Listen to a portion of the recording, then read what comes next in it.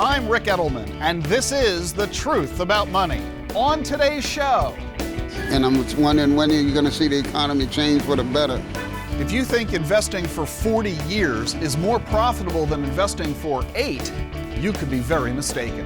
I have a question about dividends and stocks. There is no way you're going to be able to achieve your retirement goals by merely saving only 6%. This guy is guessing, and he's guessing with your money. People always say to me, everyone says I should write a book. And I say, any of them publishers? That's all coming up right here, right now on The Truth About Money.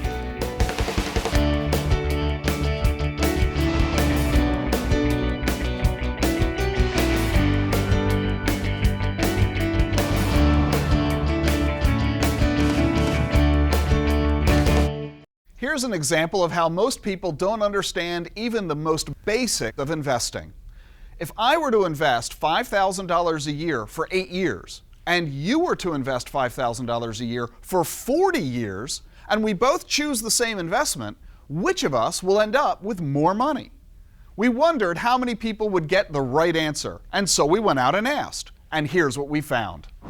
It seems like $5,000 for 40 years would be the better investment to get more money, but 40 years, will you be alive to spend it? Oh, I would think the person that invested more money would end up with more money. I'm going to have more money for 40 years. Same rate, I'm going to have more money. I'm doing 40 years and you're doing 8? Me. 5,000 for 40 years? Me. I would say it'll probably break even in this day and age. It'll probably break even. Yeah. If you think investing for 40 years is more profitable than investing for 8, you could be very mistaken. Let me share with you the story of Jack and Jill. You know the drill. They went up the hill to fetch a pail of water. Then Jack fell down, broke his crown, and Jill came tumbling after. But do you know what happened next? Well, due to his head injuries, Jack decided not to go to college. Instead, he got a job at age 18, and for the next 8 years, he saved $5,000 a year in an IRA for a total of $40,000. He then stopped and never added another dime. His twin sister Jill, meanwhile, took a different path. She went on to medical school to help people with head injuries. 8 years later, at age 26, she became a doctor, and every year for the next 40 years, she put away $5,000 into the very same investment that her brother Jack had used. Jack invested a total of 40 grand. Jill invested a total of 200,000. Who ends up with more money? Jack, not Jill. How can this be? It's simple. Jill started saving the year that Jack stopped. She started 8 years later, and so her money was invested over 40 years. But Jack's money was invested for 48 years. And here's the result. When they reached age 65, assuming that both of them earned 10% a year, by the way, that's a hypothetical number, okay? Work with me here, people. Jack invested for 8 years from age 18 to 26. Notice how his first year's contribution grew the most because it was invested the longest. Jill started saving after Jack stopped, and because she invested for only 40 years, her investments never had the chance to grow for as long. The result? Jack's account is worth $2.6 million. Jill's is only worth $2.2, about $400,000 less than her brother. How can this be? The answer is time. Jack enjoyed 8 additional years of compound interest than Jill. It wasn't the fact that he saved. It was the fact that he started saving sooner. And that's why you've got to start saving right now. I don't care how old you are, and I don't care how much you regret not having started sooner. Don't fret over the past. You need to start saving right now. Don't procrastinate. Start saving now. My question is, I'm 59 years old. I've been to college twice. Graduated in the top of my class both times. And I'm struggling to find employment. And I'm wondering when are you going to see the economy change for the better? Well, you know what they say about the economy? A recession is when your neighbor loses his job. A depression is when you lose yours. And that is exactly what our unfortunate friend here is experiencing. He's got a wonderful level of education, 2 advanced degrees, and he's still out of work. And to him, therefore, the economy is in terrible condition. The fact is that the economy is doing quite well, thank you very much. We are dramatically improved compared to the credit crisis of 2008, and the economy is continuing to grow. So what's the problem? Well, the problem is that is small consolation for him and for several million other Americans just like him. So what we need to do is recognize the true definition of insanity. Albert Einstein phrased it best. He said, insanity is when you do the same thing over and over and expect the results to be different. So, if you've got lots of education and it doesn't seem to be getting you a job, then we need to change the way that we're looking for that job. Perhaps it means getting an education in a totally different field as opposed to additional education in the same field that you're in. It could well be meaning that you need to be looking for a totally different job or a job in a totally different region of the country, perhaps even overseas. In other words, we need to be willing to do the extreme when the circumstances demand it, because otherwise you could discover that your own personal economic situation is languishing while that of everyone around you is doing far better. So take a close look at what you're doing, figure out what hasn't been working, and now go do something totally different. Here's some recent Q&A with a studio audience. Don't think I'm too smart with the answers, though. The tough questions, they got edited out in the studio booth. Hello, Rick. I have a question about dividends in stocks. Why would I want to include non-dividend stocks in a growth portfolio, equity growth portfolio? By definition, a stock that doesn't pay a dividend only produces profits from growth. So we have to recognize that in the world of stocks, there are some that pay dividends and there are some that don't. The stocks that pay dividends generally don't grow as much as the stocks that don't pay dividends. So we want to own a variety of stocks in order to give us diversification, which lowers our risks. And so we want to have both in our portfolio. We would like stocks that pay dividends and stocks that don't. We would like stocks that represent big companies as well as medium-sized and small companies. We would also like some stocks that are from the United States and some stocks that are from foreign countries. So we want all different kinds of stocks from all different places, from all different industries, so that we minimize our risks that any one thing might go wrong in any one sector of the stock market.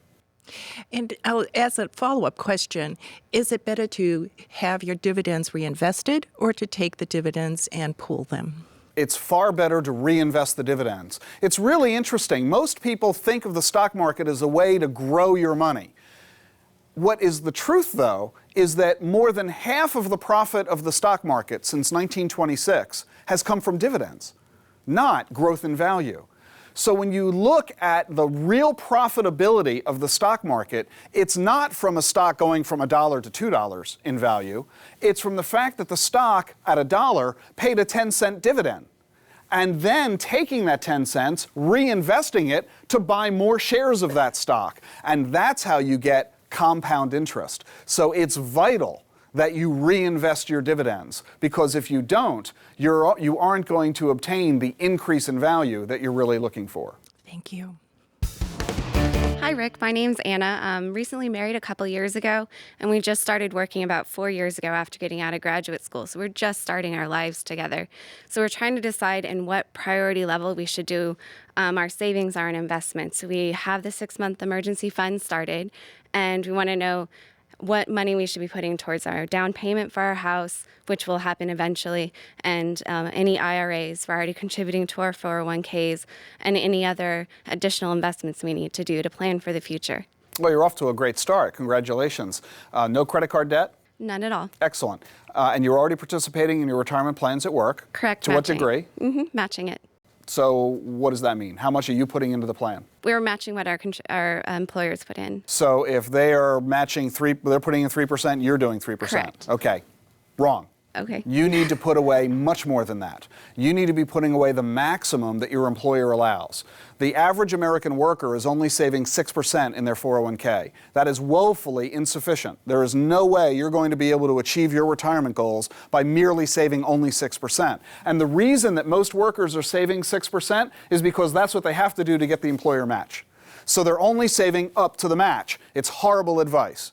What you need to be doing instead is saving the maximum that your boss allows on a pre-tax basis. The more you save, the more you're going to have in the end. So if your boss allows you to save 10% or even 15% of your pay, that's what you need to be doing.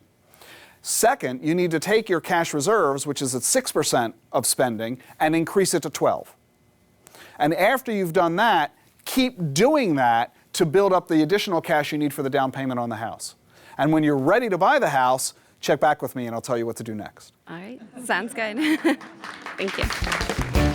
You've been lying awake all week for this chance to prove you're a financial whiz. Here's our quiz of the day. True or false? You should choose a tax preparer who can get you the biggest tax refund possible. Stay tuned for the answer. Every week I do a radio show along with Brandon Corso and Anderson Wozni. We answer your questions live on the air. Here's what was on people's minds just a little while ago. Off to Palm Springs, California. It's The Truth About Money. David, welcome to the program. Well, thank you. What can we do for you? Okay, met with my banker yesterday, and he said it's time to get out of the stock market and go into more insured kind of municipal bonds. What's your take on that? Oh, my God. David, did your banker tell you why he thinks it's time to have a drastic change to your portfolio? Yeah, because he said it'd have a steadier kind of growth. Over the last 10 years... well, wait, first of all, bonds don't grow. Bonds earn interest, but the value of the bond never grows. So to suggest that it will produce steady growth is itself an oxymoron. And did he cite any evidence for the basis of his recommendation that you should get out of the stock market? Well, yeah, just the performance over the last 10 years. It virtually vanished what was in there. Then now it's come back, but very weakly. So basically, I'm back where I started at 10 years ago. Oh, so in other words, because of the past 10 years' performance, he's telling you that the next 10 years' performance is going to be bad. No, he didn't actually say that, but he did say that there's a... Well, wait a minute. He did say that. He told you to get out of the stock market, which is a way of saying he doesn't think the stock market is going to perform well over the next 10 years, and the basis of his argument is how it's done over the last 10 years. It's interesting that he only chose to look over the last 10 years and not the last 20 or 30 or 40 or 50 or 60 or 70 or 80 or 90 years, because his perspective would have been totally different. So I think what you're dealing with is a salesman, not an advisor, who is making wild statements based on personal gut feeling, not analytic analysis, based on a serious study of the financial markets, and telling you in the midst of all of that to be buying bonds of all things and muni bonds of all things in California of all places. In this interest rate environment is the most astonishing thing I think I've heard in quite a while. Well, this is clearly not an advisor, and this is someone that you should not take advice from. He doesn't know what he's talking about. At this point, this guy is guessing, and he's guessing with your money. Well, and it's a huge red flag if somebody who's been helping you with your money tells you need to go from one extreme to another. It's one thing to have to tweak a portfolio, change it because of perhaps the economy or your time horizon or your situation, but it's another thing to go from one strategy to something completely different. Without any real fundamental basis, in fact. The last 10 years has been bad. Oh, by the way, and it hasn't been. The average 401k account balance that has been in place for the past 10 years, so David, pay attention to this, the average 401k balance of the last 10 years has just hit a 10-year high. True or false? You should choose a tax preparer who can get you the biggest tax refund possible. False. You want someone who will prepare your return accurately. Everyone knows that if you want to be successful, you gotta get a guy. And if you're in politics, law, or the media, the guy you want is Bob Barnett. He's a partner at one of Washington, D.C.'s top law firms. He represents authors from Barack Obama to Karl Rove, handles contracts for dozens of network news anchors, correspondents, athletic coaches, and occasionally plays the opponent for presidential candidates as they prepare for critical campaign debates. I'm very excited to have with us Bob Barnett. Thanks for joining us, Bob. Thanks for having me. Now, you are a little bit unusual when it comes to lawyers. You are as much in the spotlight in your own way as the clients you represent. Most lawyers are pretty much in the background and no one's ever heard their names, as critical as they are. But you've developed your own persona more so than most attorneys. I must say, this is the first time I've ever been called the guy. So, well, that's a technical term. I know. It may go on my website this afternoon, actually. I feel very strongly that you do stay in the background. It's about the client, not about the lawyer, or not about the negotiator, or not about the fiduciary. But because you have developed such an incredible record of success, you've developed a very strong reputation. People find it interesting that I have this array of people from both sides, because as you know, here in Washington, there are very few people who have relationships on both sides. They're either working with Republicans or Democrats, but not both. When I first came to Washington, believe it or not, in 1972, there was more bipartisanship, more dialogue between and among everybody, including adversaries. That's gone now. And I've been blessed to have the opportunity to work with a lot of interesting people on all political sides. I have my own political beliefs, and they're strong, and I work every 4 years in presidential campaigns. But in terms of my practice, I have an array of people from all sides and all types of activities. And you're probably best known for representing the politicians who become authors. That's not clearly the sole focus of your work, but it's what gets you in the press most, because when Hillary Clinton signs a book deal for many millions of dollars, or Bill does it, or President Obama does it, you're the agent who they tend to turn to. Never agent, always lawyer. We can talk about that. Okay. I have actually at Williams & Connolly basically a litigation and a corporate practice. That's the vast majority of my time. The things that we're talking about today are maybe 5–10% of my time, but they do, as you say, tend to get in the press because of the nature of the clients, and people are interested in the clients, interested in what they're doing, interested in their deals. And most of these are first-time authors. Some of them are one-time authors. Most of them are first-time authors, but I also have the honor of representing James Patterson, Mary Higgins Clark, Daniel Silva, many fiction writers, Stephen White, who write multiple books, and then several of the, for instance, you mentioned Hillary Clinton. She's written, I think, 6 books now. Bill Clinton's written 2. Several of them become recidivists in the literary world, but many of them just write once. And I should note that you're not my guy when it comes to my deals and writing my books. I'll have to work on that perhaps, although I've just missed out. Well, I'm glad you're referring to it that way as opposed to the other way around. I hope I can be resurrected and brought into the big time. So tell me the difference. I used the jargon you didn't like. I referred to agent as opposed to attorney. Tell me, what is the difference? I do very much the same things that an agent does, with 3 exceptions. First, I don't charge on commission. I work as a lawyer and charge on an hourly fee basis. And for the people who I represent, who generally get very big advances, it saves them an enormous amount of money. Second, many of the agents then ask you to hire a lawyer to do the contract and do the legal work. Obviously, with 250 lawyers at Williams & Connolly, we do the legal work. And third, if the client wishes, I plan the rollout when the book comes out. So for instance, if you saw President Bush 43's rollout, I was deeply involved in planning that, from Oprah to Hannity to Greta to O'Reilly to CBS Sunday Morning to the Primetime Hour with Matt Lauer, on and on. And so those are the 3 differences between what I do and what agents do. So somebody who is a budding author who wants to become published for the first time, turning to you would likely be a lot more expensive because they're not as likely to get a 7-figure advance. Well, I get hundreds of those people, and I read everything they send me, and I write each of them a letter. Because I think if they've done me the honor of writing to me, I owe them an answer. But I rarely take on those people because my fees would be too expensive for a small advance project. So how is it that you found yourself getting involved in the book writing, the representation of first-time authors, such as politicians now writing memoirs or what have you? It started in actually 1984 when Walter Mondale asked the late Ann Wexler and me to run Geraldine Ferraro's debate prep team.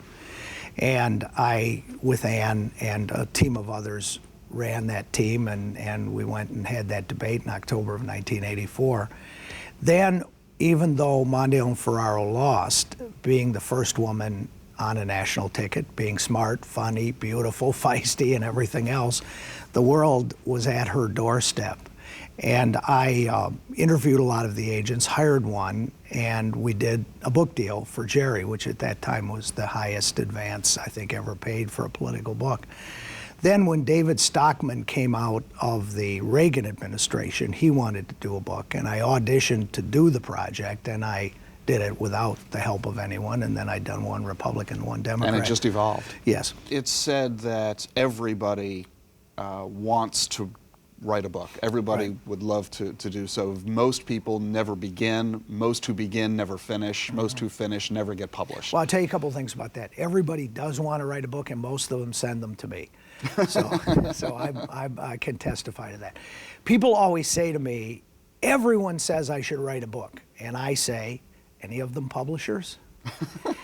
Others say... That kind of shuts down the conversation. Totally. Others say, I really have a great book. And I say, okay, prepare a written proposal. I would say 1 out of 50 actually does it.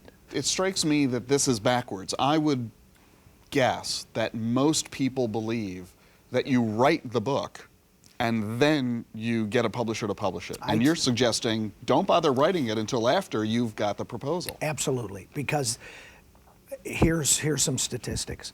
1 out of 6,000 submitted first novels gets published. 1 out of 10,000 submitted children's books gets published. So I just say to people, unless you're really dying to sit at a computer, don't write a book, write a proposal. If it's bought and contracted, then go write the book. Let me put words in your mouth. Tell me if you agree or disagree with this. You would say... If you say it, I agree. Well, that's... I can't get my wife to say that. Yeah, I know. But your clients. If you were approached by a budding author, you would encourage them to write, but you would also say, don't quit your day job just yet. Talk about novels or nonfiction? You tell me. Well, let's start with novels. I gave you the statistics, 1 out of 6,000. So I would definitely say don't quit your day job. I would say honorable thing to do, a lot of fun, and if it works, you will be so happy. So go try. But again, don't write the book. Write a proposal, write a couple sample chapters, see if you can find representation, and go step by step. And I always encourage people to try. Sure. Is there a book in your future? Not a chance. No, I take very seriously the confidentiality that people expect from me, and I therefore... But what about a book that has nothing, not a tell-all, not a Kitty Kelly book, but a book about just that there's something you want to say? That would be the 1 out of 6,000 got published? No chance. No chance. It'll be the 5999. And how about a political future for Bob Barnett? No chance. I'm an old man. I enjoy helping politicians. I enjoy helping people get elected who I believe in and who stand for what I stand for. But I would never be an active political figure. I have found that I'm more suited to and enjoy more helping political figures. Bob Barnett, thanks so much for joining us. Thank you.